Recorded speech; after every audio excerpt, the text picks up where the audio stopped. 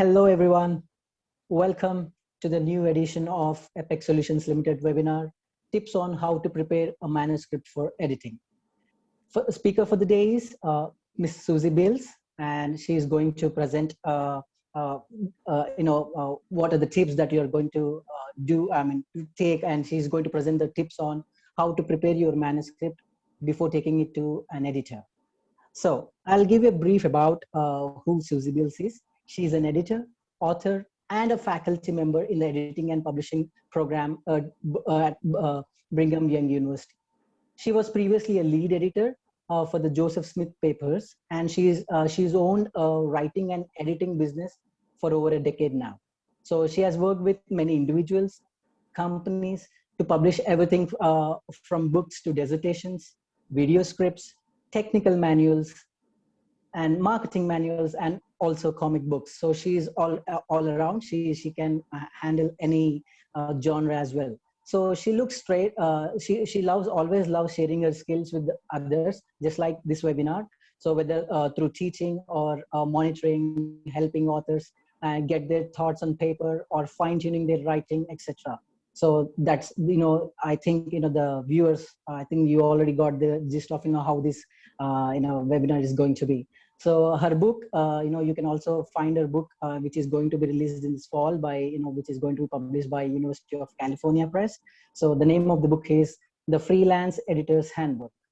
So this is the brief overview about the speaker today. So over to you, Susie. So you can enlighten our audience with your presentation. Great, thank you. I'm happy to be here today and to be sharing what I know. Like I was just saying, I have been an editor for 17 years. And so I've worked with a lot of different authors in different capacities, and I am an author myself, as he was saying. And so I've had that experience, and I've seen a lot of authors with their submit things in different ways, and seeing what works really well, what makes it a little bit more difficult for me as the editor, for the author.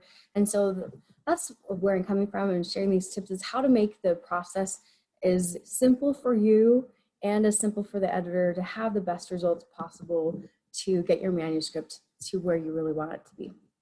So that's what we're going to cover today. So like Raj was saying, this is kind of why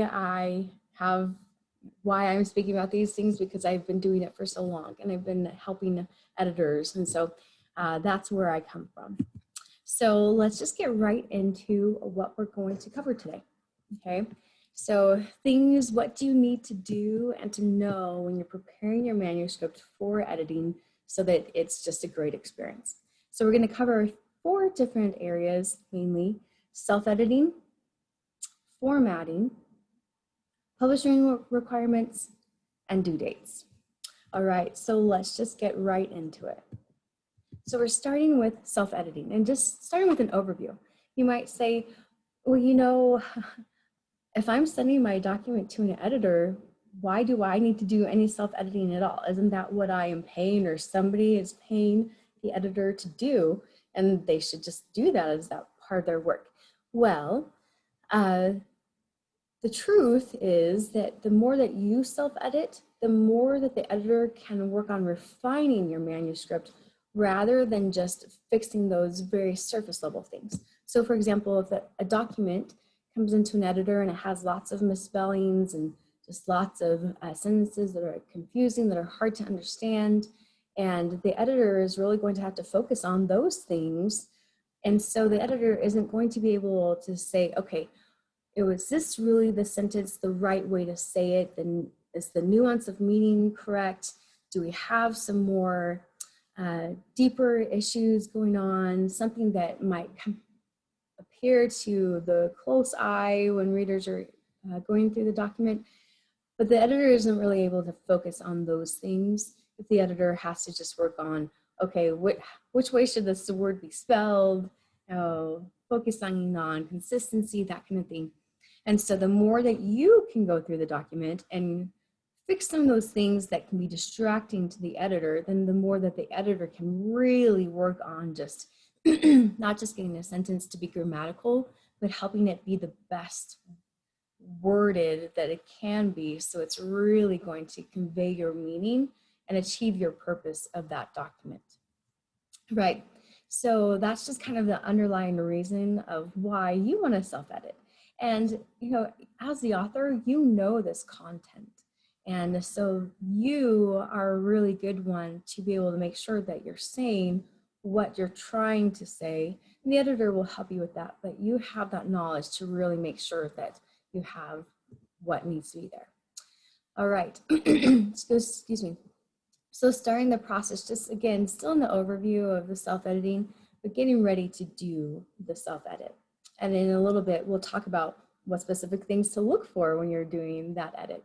But first, once you've finished writing the document, let it sit at least for a few days.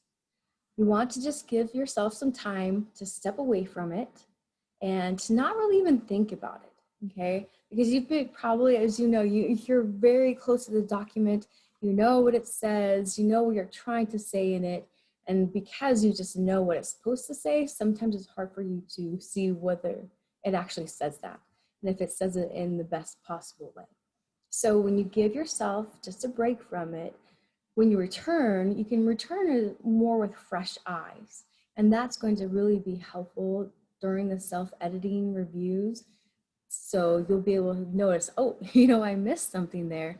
Whereas if you had gone right into it after finishing it, your brain would have just said, well, I know it's supposed to say this. And so when it doesn't actually say it, your brain is filling in the gaps, right? So give it at least a few days.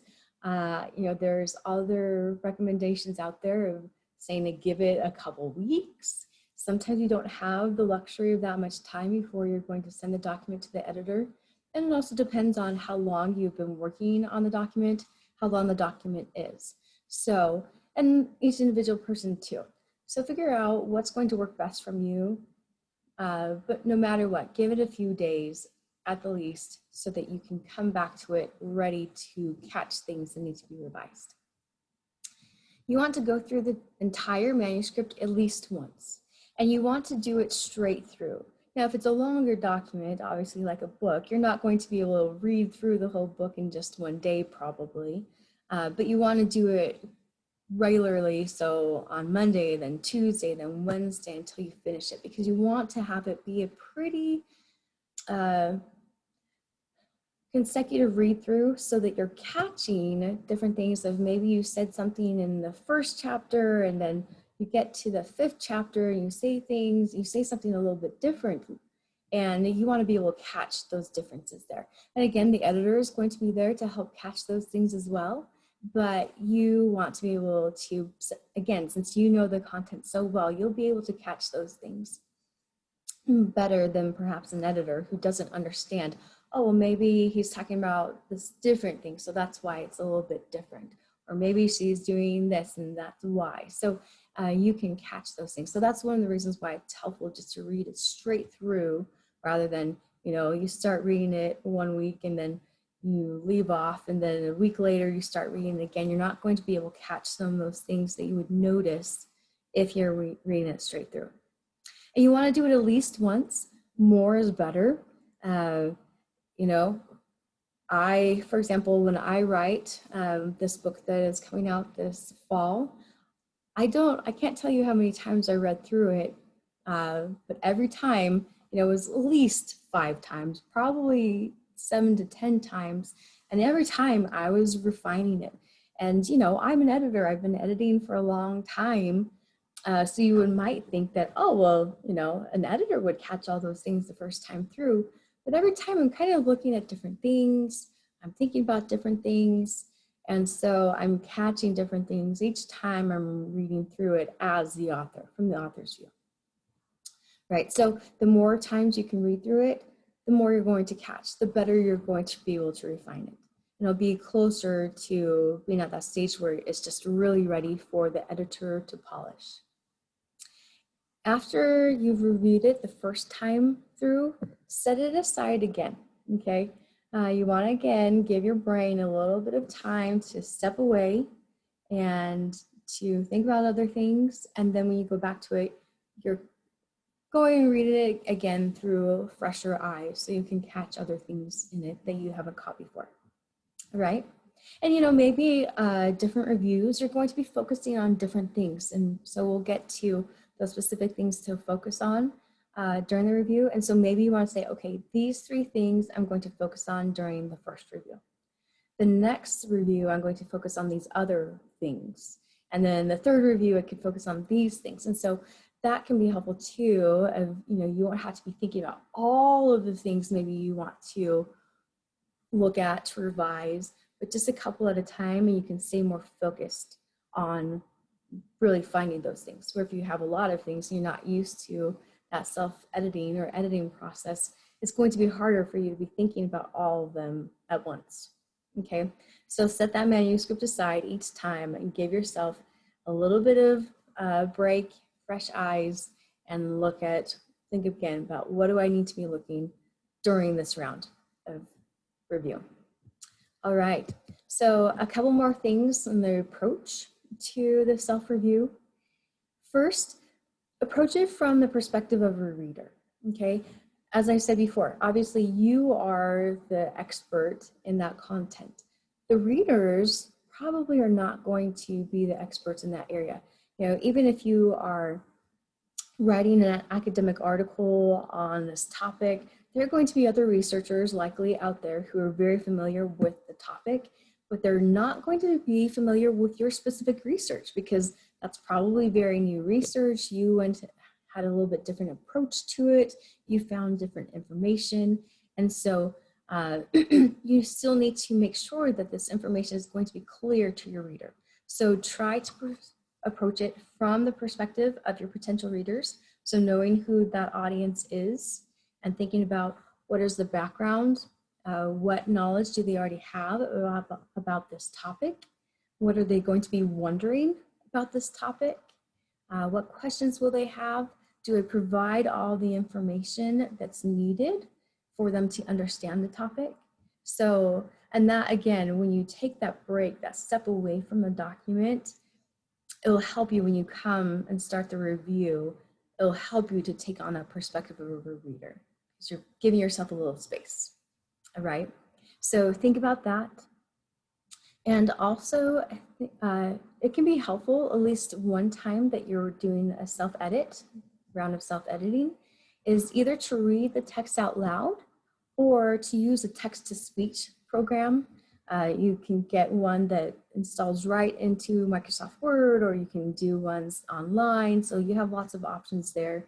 But listening to it can help you catch things that you wouldn't have caught necessarily when you're reading it.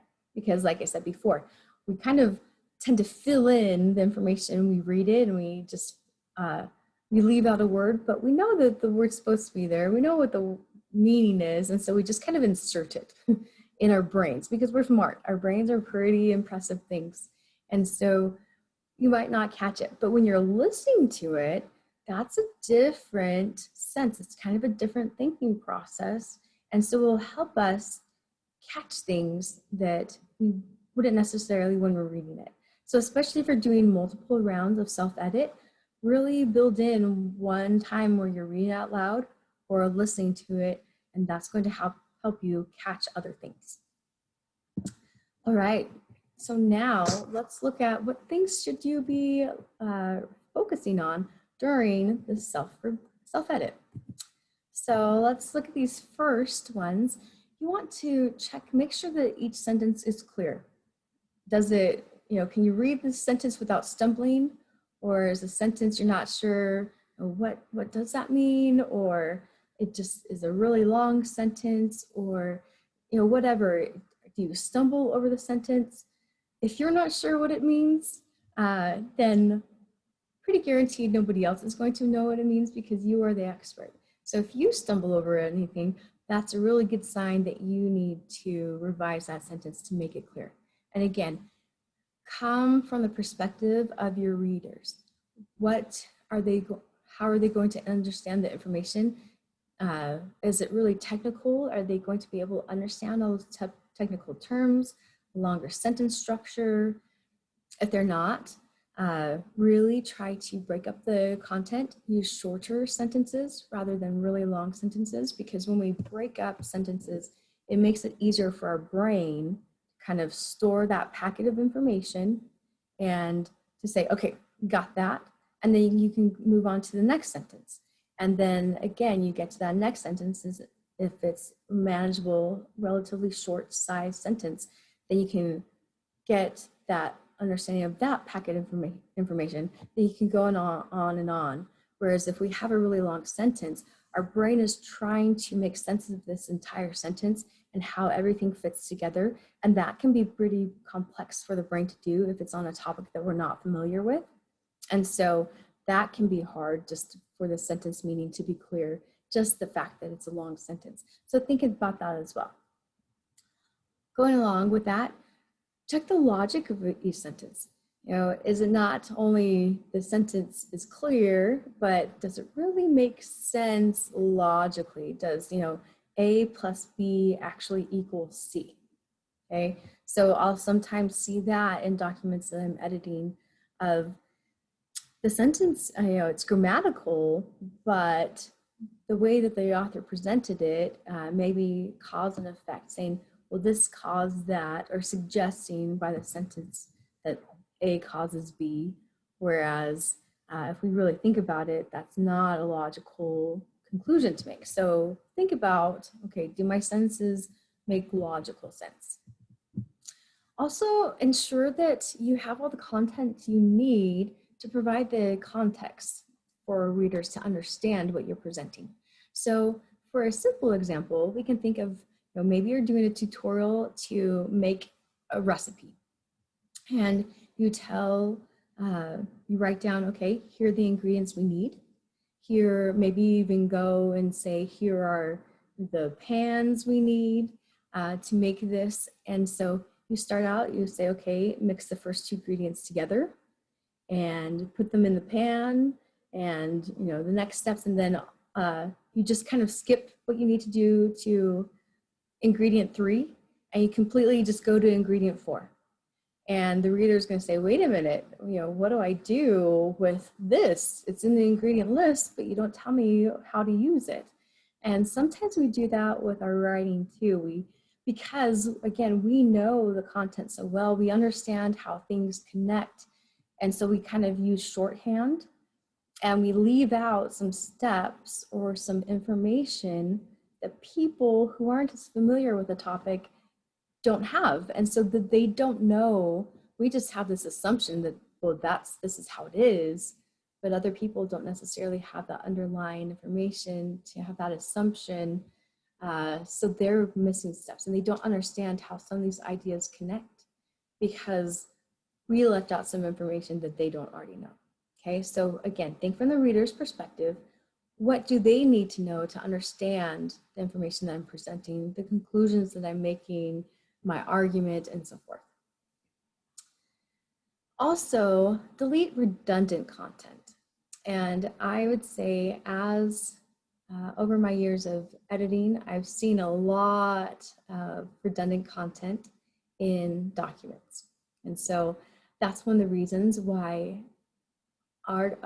any documents, they typically are more words before the editing than after the editing, because most have content that can be removed. Maybe it's just a few words here and there that are a little redundant. So saying large in size, that's a little redundant because large, it's implied in the word large that that's a size. So we don't have to say in size. So sometimes it's just things as small as that. Sometimes it's sentences and even paragraphs that are just repeating ideas that have already been stated. And that's very common in oral communication, to repeat those ideas. And we need it. It's good for emphasis that way, because when we're listening to things, it's really easy for just our minds to wander, go in different directions. And then we have to come back and we say, oh wait, what did I miss? And obviously in oral, you know, if we're just listening to somebody, it's not recorded, we can't rewind and go back and listen to what that person said. So when we're speaking orally, it's really helpful to have that redundancy built in. That's not the case with writing, because the reader can just go back to that previous sentence or previous two sentence, whatever, and see what he or she missed, okay? And so when it is, the content is redundant, a little bit, usually it doesn't affect the readers too much. But when we have repeated ideas a lot, then it starts to make the writing feel a little bit bloated. So it's inflated more than it needs to be. It can feel less active, feel less interesting, because readers just get the idea of, well, you've already told me this. Why are you telling me this again? I want to get to the new content. And so get rid of the stuff that you've already told me and let me just get to new information. So it can be frustrating for readers when they have to go over the same ideas again and again, okay? So really focus on removing any redundancy. And excuse me, let me get a drink of water.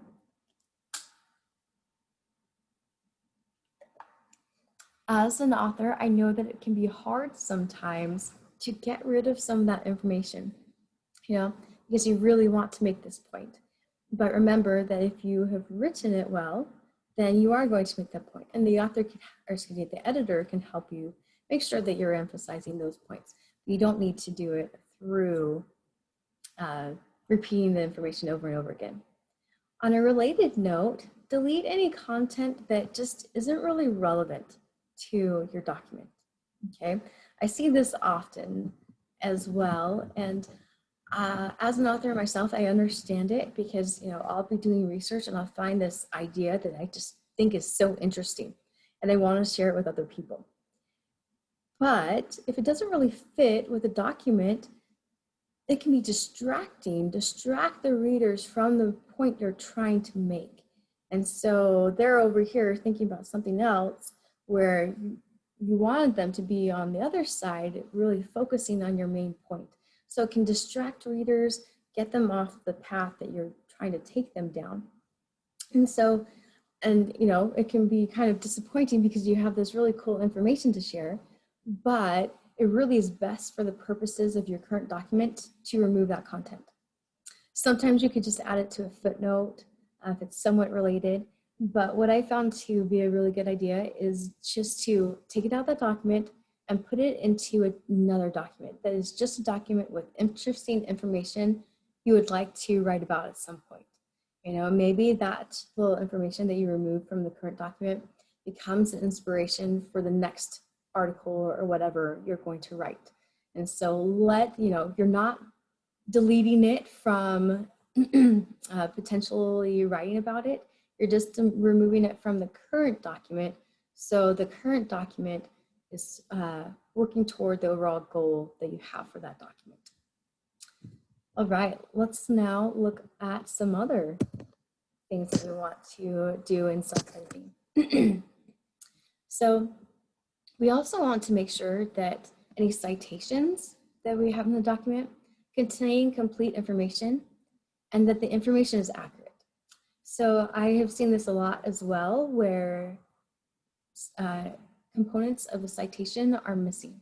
So maybe if it's a journal article you're citing, you have the name of the journal article, but you don't include the volume number or the issue number, page numbers. And so we need all that information for that complete citation to make sure that our readers are going to be able to find that source that we're citing. And so really look through your citations and make sure that you have all the information there. And the information required varies a little bit from style guide to style guide. So make sure that you know what style guide you're going to be following, or just pick a style guide to follow it and make sure that you include all the information required in that style for citations. Now, sometimes the authors just want the editors to find all the information for them or to point out all the missing information. And, you know, depending on the agreement with the editor, that the editor could do that. But it is going to take the editor more time, and therefore that costs more money. And also sometimes the editor just can't find the information. Again, since you are the one who found it in the first place, you're the best one to be able to find it again. And so, you know, the editor might be able to point out, hey, we're missing this publication information. Can you add it? But if the editor does that, then you add it afterward, and you just format it the best you can, but maybe it's not formatted correctly according to the style guide, so there's going to be inconsistency there. So that's another reason why it's just really important to make sure you have all the content there before sending the document for editing, and then the editor just has all the information and make sure it's formatted correctly, okay? Excuse me. You also want to, another thing to do during the self-editing, revise any wording that sticks out to you as clunky. So did it just make you pause because you think, oh, that was kind of worded weirdly? And so, you know, that's again something that the editor can help with, but anything that you can do before, that's going to help the editor just really smooth out anything else that's needed, make sure what you have is grammatical. So just as you're going, if any sentence makes you stop and say, see if you can revise it. And sometimes we as authors get stuck on, you know, I have this idea, I'm not sure how to really express it well.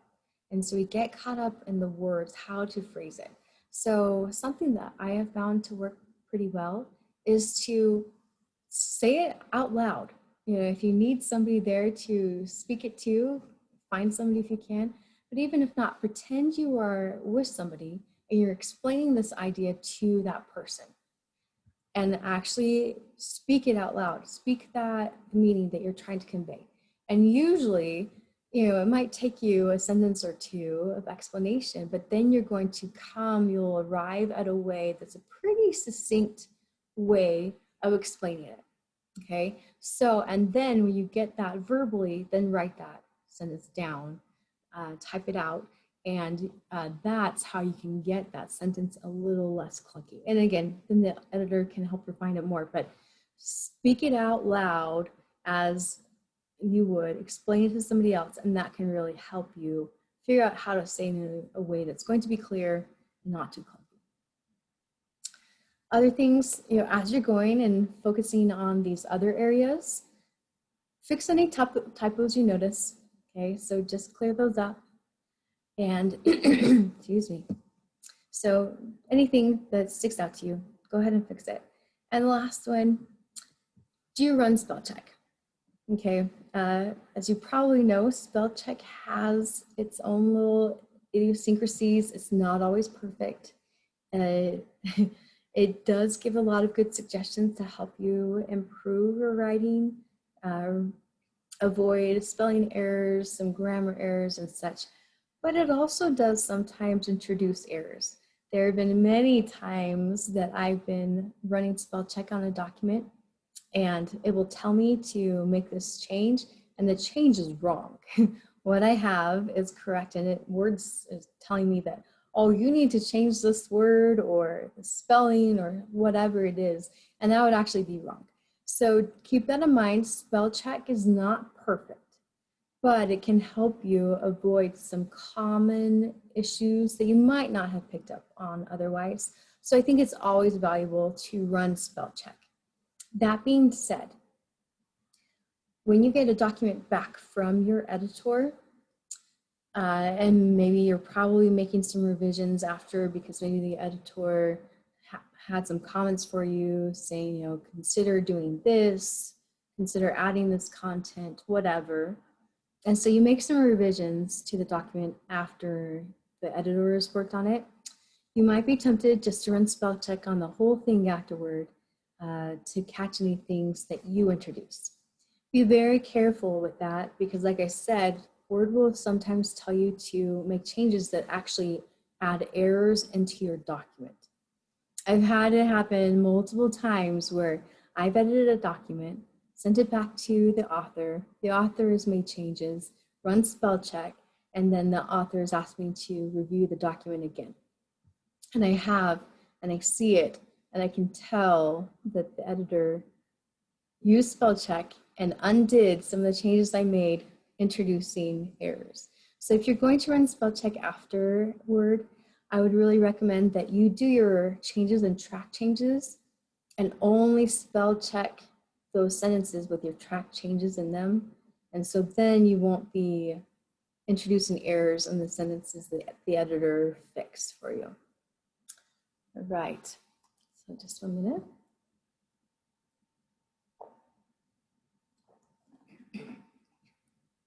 Okay, so those are the basic things that you are going to want to focus on in self-editing. All right, and so it's going to somewhat depend on the type of document that you're working on, but all of these will be applicable to every single type of document. And depending on your type of document, maybe you want to focus on some other things as well. So really, it's just going through and looking for anything that might stick out to the readers, draw them out of the document and make them confused or a little lost. So you want to fix anything and then let the editor find anything else. So now let's go on to formatting. Okay, so first, again, just our overview of formatting. So the good news for you is you want to keep the formatting simple. You do not need to spend a lot of time doing formatting, doing really fancy formatting. Just keep it very simple, and I'll show you some of these things in a document, but this just example here, it's going to look very simple like that, just in this image. And that simple keeps it faster and easier for you to do. And it also saves the editor time because the editor won't need to undo some formatting that isn't wanted, isn't needed. Most publications have guidelines for formatting and they're very simple. And so if you do something very fancy, it's going to need to be undone.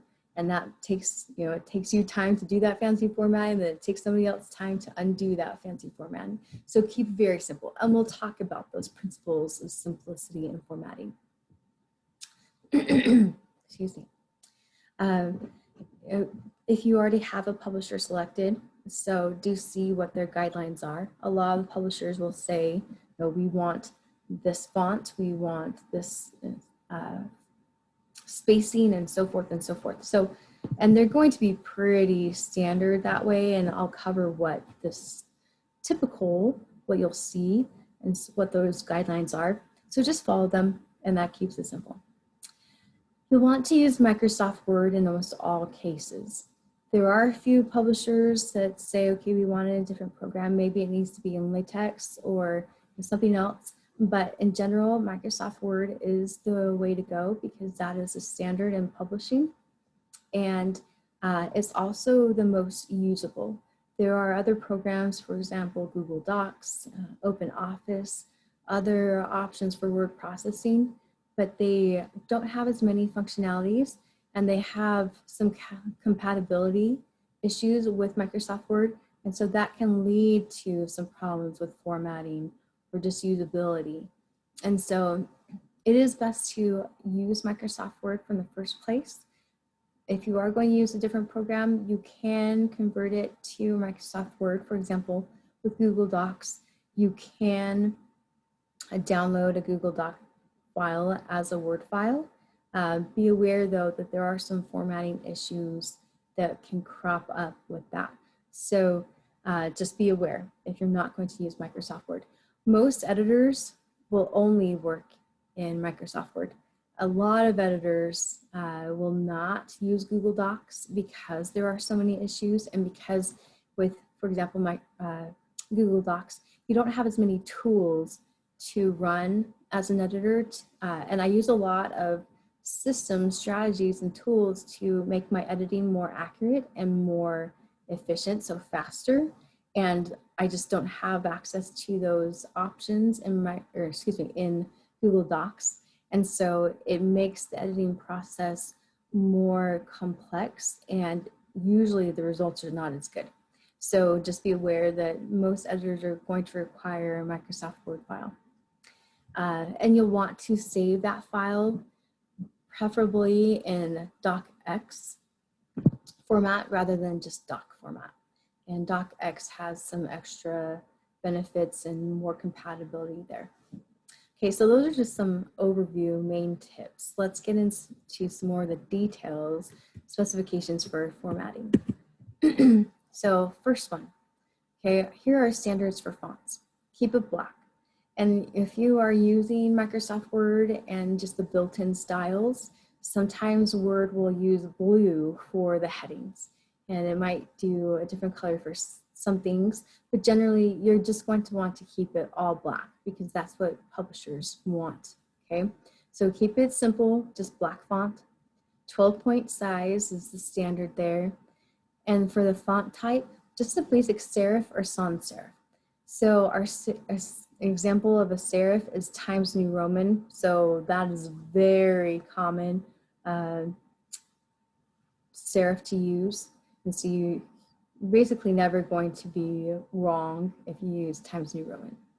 For sans serif, that's Calibri as an example. And so it's just something very simple that doesn't draw attention to itself because that's not the purpose. The typesetter, after the book has been edited, it's at the publisher and being typeset, the typesetter is going to decide on the final font. And so you don't need to worry about any of those details. So just use a very basic, and usually Times New Roman is the default.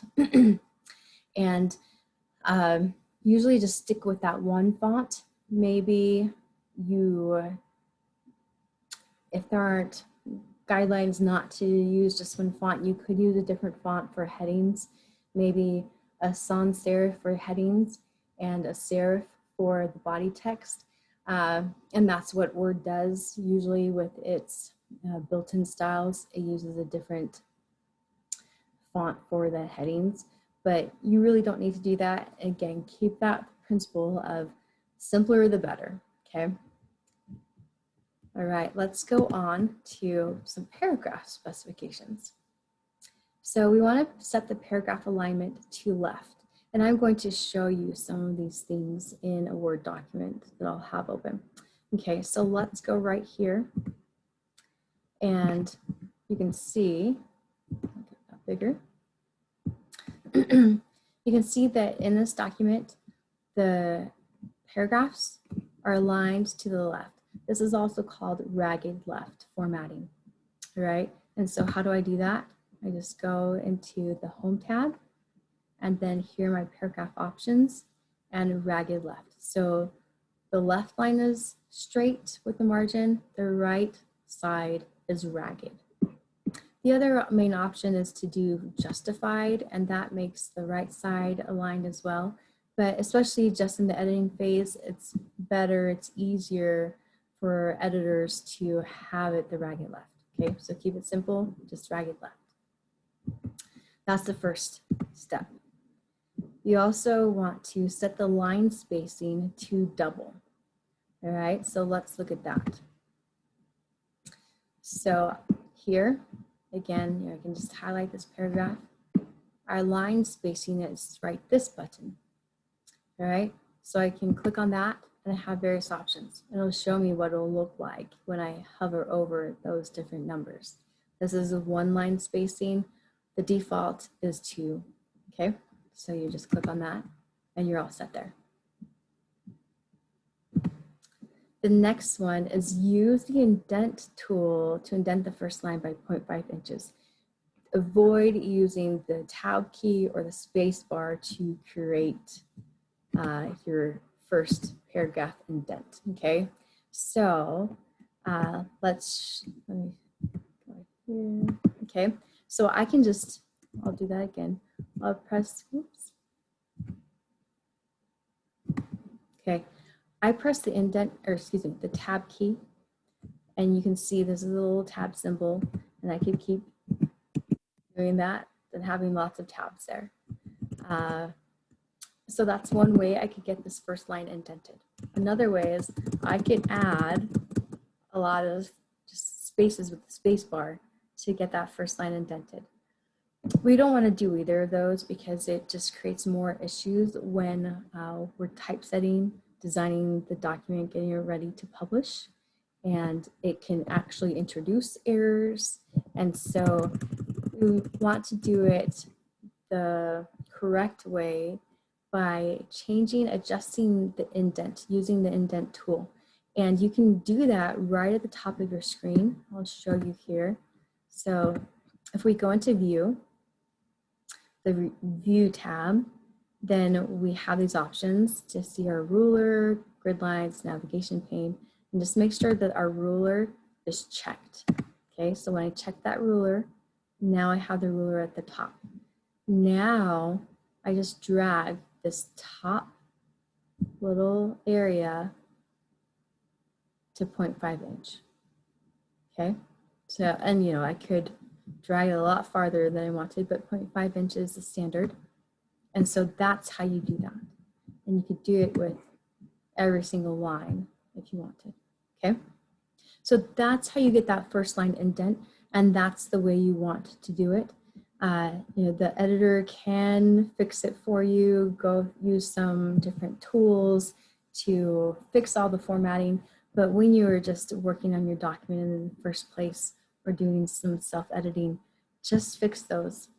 And you can select multiple paragraphs at a time. You could select the whole document and move all those, and then just adjust. You know, if we were to move the entire document this way, the first line indent, you could just get rid of that indent for the headings.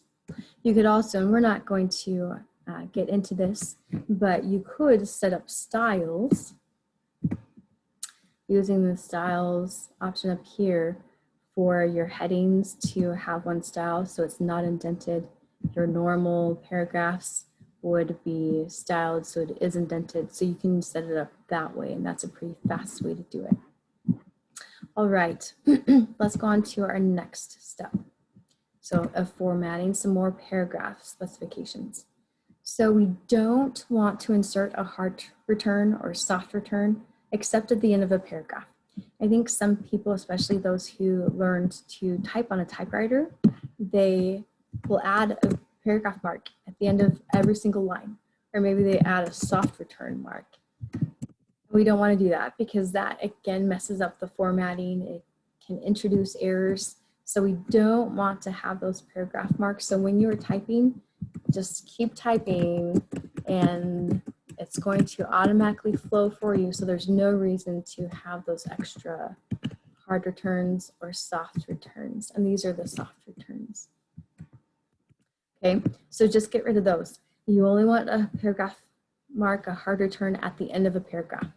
And you only want one. You don't want an extra one here, okay? So we don't need these extra blank lines of text. Oops, let's get back here. Okay, so only one paragraph return and then just start typing that next line, all right? So again, the simpler the better, the less going on, better. So we'll get rid of any hard returns or soft returns at the end of a paragraph, and only one hard return at the end of a paragraph, so we're not gonna have blank lines. And also insert only one space between sentences. So it used to be that you would have 2 spaces between sentences.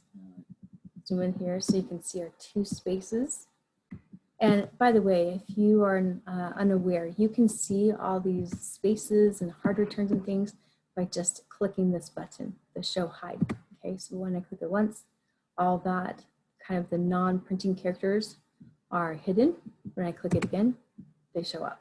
Okay, so it used to be that people would put 2 spaces between sentences. Today's standard is only 1. Okay. And so that's a simple way that you can get rid of 2 spaces between sentences is open up your find and replace box, Control H on a PC. And all you do is type in 2 spaces in the find what, replace with 1, and then you replace all, and it will get rid of all those extra double spaces for you. And you just keep replacing until it tells you that there are no spaces left to be replaced. So let me show you that quickly. So replace all. And you can see how I removed that space here and remove one of the spaces there. I'm going to replace all again. And see replace all again. Oh, 0 replacements. That means I got them all. okay? So just one space between sentences. All right, our next one, so formatting page specifications. We want to just keep it to 1-inch margins. We don't need to do anything different from that. So how we do that is go into layout. Let me get rid of this box, okay? And just click on the down arrow under margins. And the 1-inch margins will be one of those options, okay? So just click on that and we're set. You can see that all around we have 1 inch on each side, okay? So that's all we need to do there. And page breaks. You only need a page break at the end of a chapter, or maybe before the reference list, appendices, anything like that. And you want to create that page break by actually adding a page break, not using hard returns. So let me give you an example. So say this was, I'm gonna make this chapter 2.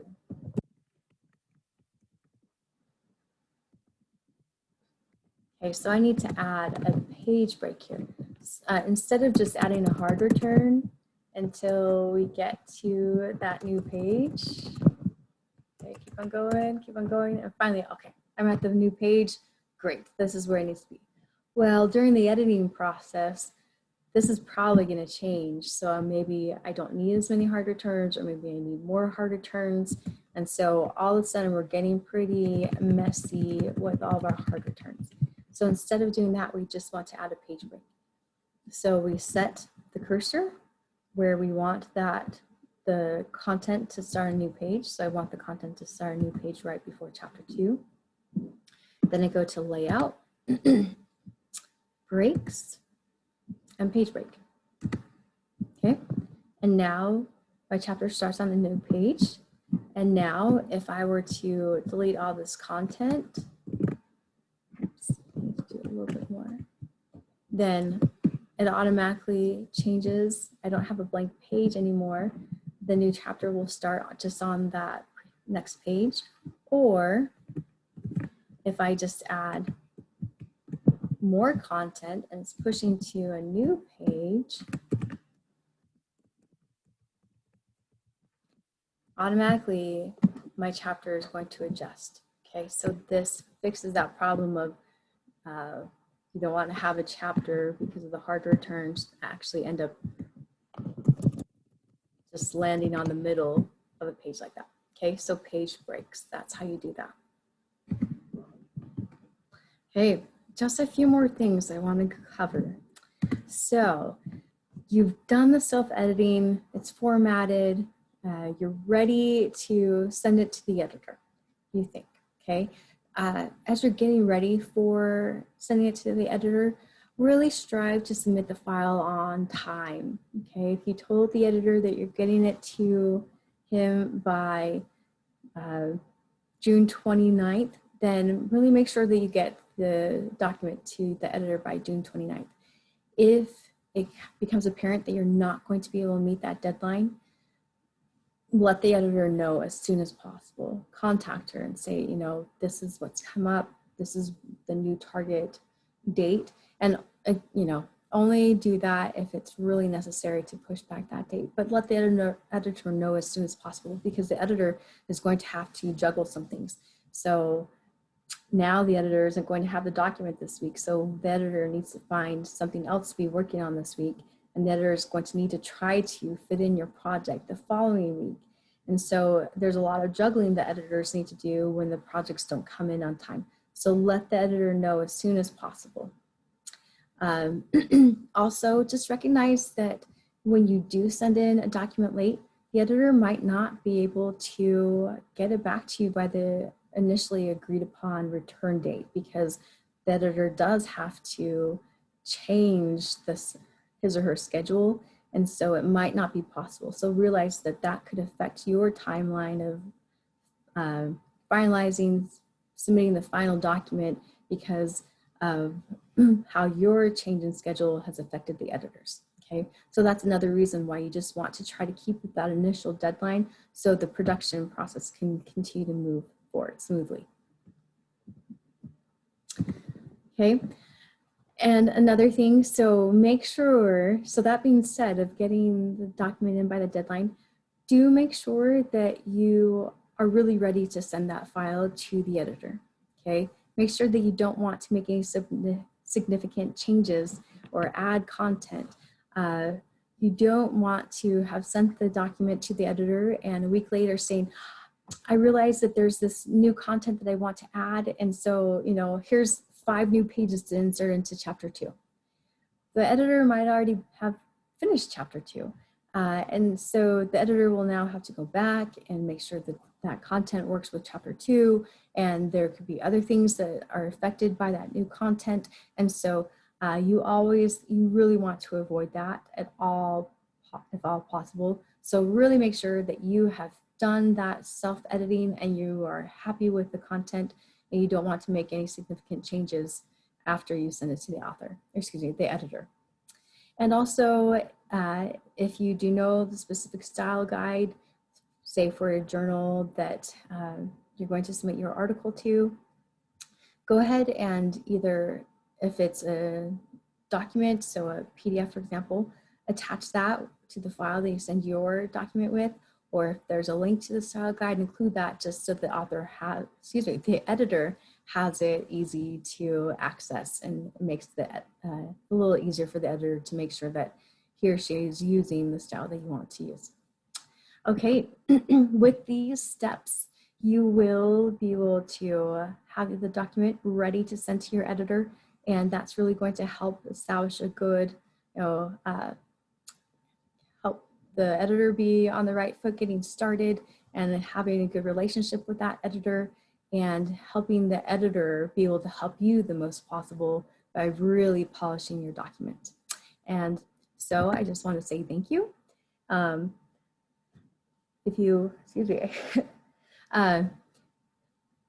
Feel free to connect with me on LinkedIn. And so there's my LinkedIn profile. Also, you can learn more about me on my website. And I believe, if you ever have questions for me, feel free to reach out to me. I'm always happy to help people. And I have enjoyed giving this presentation today. And I believe now Raj has some questions, so I'd be happy to answer those.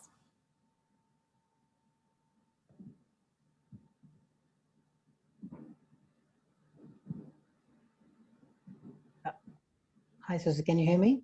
Uh-huh. Yeah, great. That was a really nice presentation, and also the detailed explanation about the tips or to the authors. I think this will be a really helpful. It's a more of like a workshop for the authors, so that they can do before hiring an editor, or before that taking this to the editor.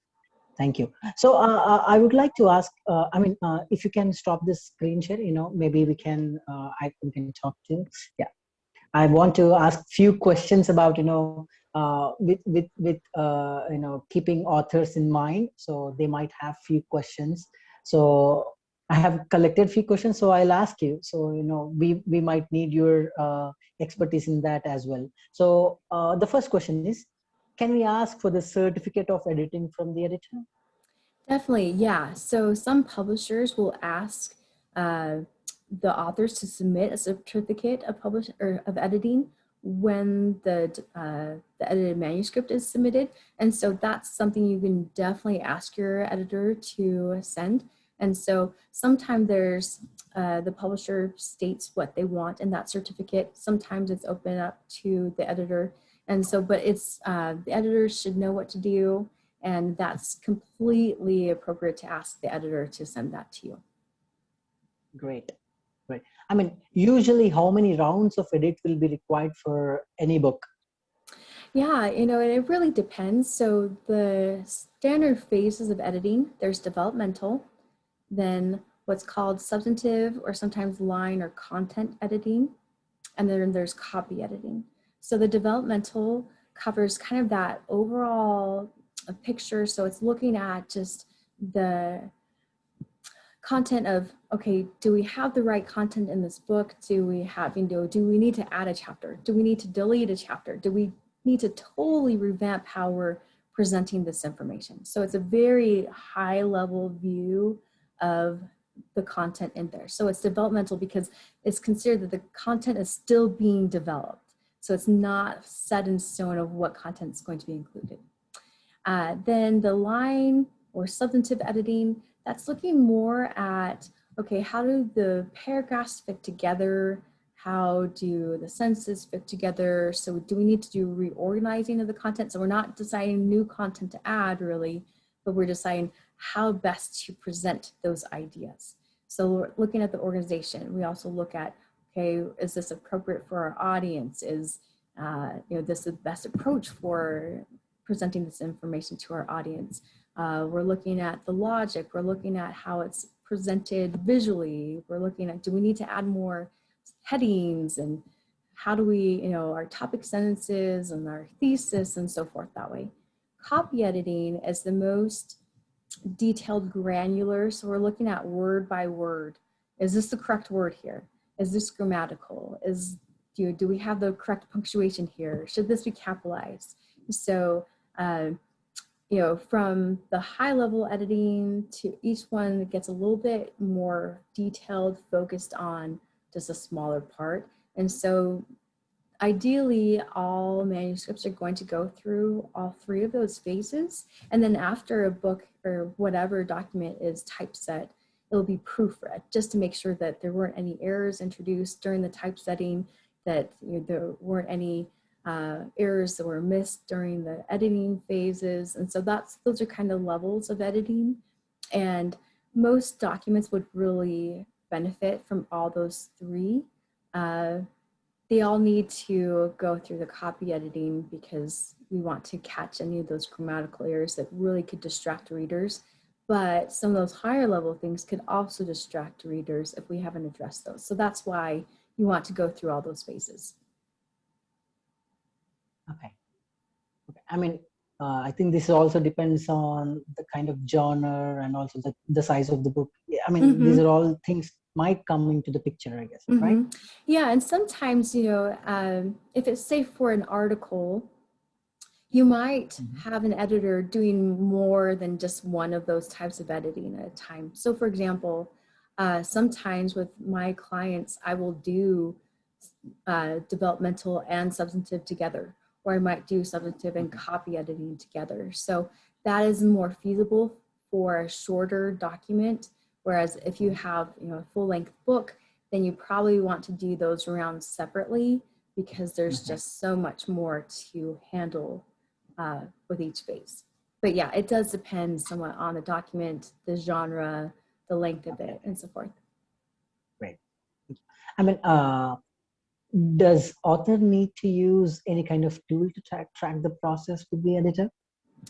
Yeah, so it can help just the author, it really helps if the author knows kind of the overall process. So those different rounds of editing where each phase in publishing a document, it helps for the author to know those and to kind of keep track of, okay, right now I'm in this phase. And then what's the next step after this phase? And so what do I need to do next? So that's really helpful to do. And just, kind of along with that, a little bit different, but it does help tracking changes, being aware of how to understand track changes within a document. That really helps being aware of that and how the editor uses track changes. And so there are tutorials online on YouTube to see, okay, how do I use track changes? You can also ask the editor will be happy to do that. So, that's a different type of tracking, but that's an important thing for the editor and the author to be aware of how to use it, because that will help with the editing process, reviewing the edits and so forth. Okay, nice. Okay, my next question to you. So, I mean, can we ask for any sample edits of our own book to the editor? I mean, can we ask for the sample edits? And that one, it depends on the editor. Some editors are happy to provide short sample edits, and the sample would just be maybe 250 words to about 500 words. So usually you're not going to get a longer sample than that, but that should be enough for you to get an idea of how the editor would edit your document. And it also gives the editor an idea of what is in your document and knowing what might be needed in that document. So many editors will do that. Some editors require that a sample needs to be paid, so the editor might charge a little bit for that sample edit. And some editors don't provide free sample edits, or and they will say, I'm happy to show you some other documents I've edited so you can see my work that way. So that one, it really does depend on the editor, what his or her kind of processes. And so, but it's definitely okay to ask the editor for a sample edit, and then you can have that discussion. Great. So this one last question, this might be, a question to all, from all the authors, they are expecting, and we want to know the significance of the developmental editing. Yeah, and so that one, some authors hear about it a lot, and some authors just don't hear about it a lot. And so, again, it depends on the topic and the genre. And so I would say that with, for example, journal articles, there really isn't that much developmental editing going on. But books, typically books are going to have developmental editing. The extent of the developmental editing is going to vary by the book. And so let me give you an example. So this book of mine that's coming out this fall, so the developmental editing on it, so the editor at the University Press who was working on it provided feedback, and it also, I got feedback from reviewers. And so kind of the developmental edits that I was being provided, they said, it'd be really helpful if you included some graphics, displaying some of the ideas that you're presenting. It would be really helpful if you address this topic.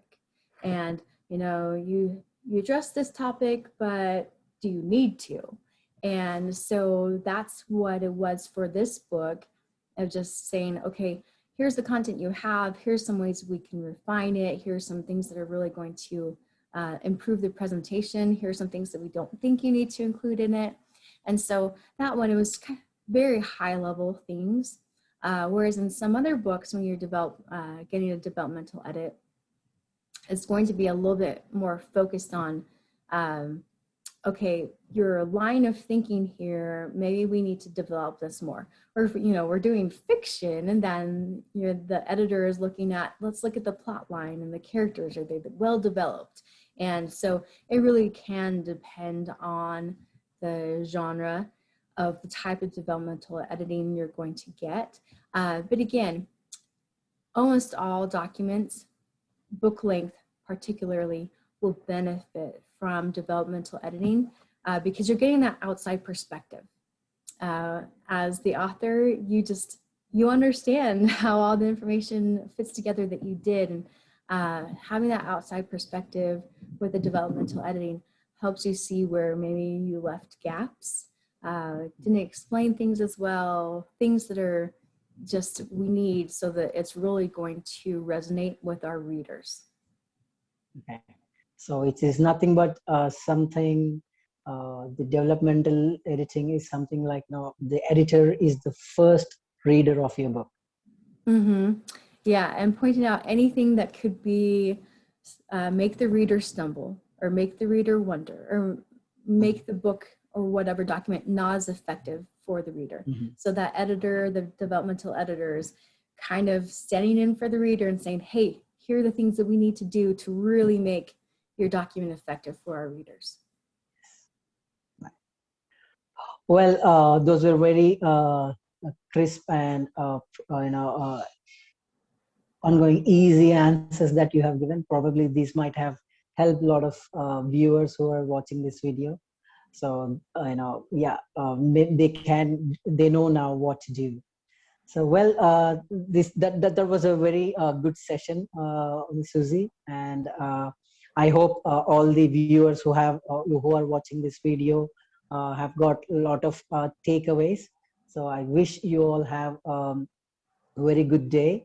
And before going further, I would like to say that Apex is really happy to host these webinars. So I'll give you a small overview about what Apex is. So we are a comprehensive digitization company and also a publishing services organization. So we are in market since 1998 with more than 20 years of experience. We have worked with all big names in the market across the globe. So recently we have started our new service, which you can see it in my background. We are calling it as Apex 360.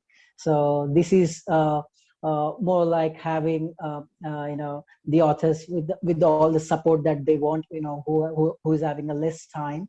So we will right from the idea to getting into the market, so we can help you in all aspects of publishing, and also with the tips on how to write, and also the tips which Miss Susie has given today. So these are all the things that we will do. So that is the reason we are collaborating with all the professionals across the globe.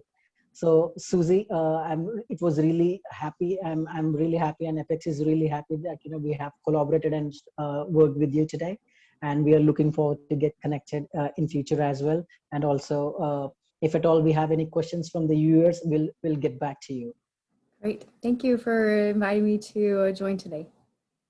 Thank you, thank you. The pleasure is all ours. And thank you very much, everyone. See you next time. Bye bye.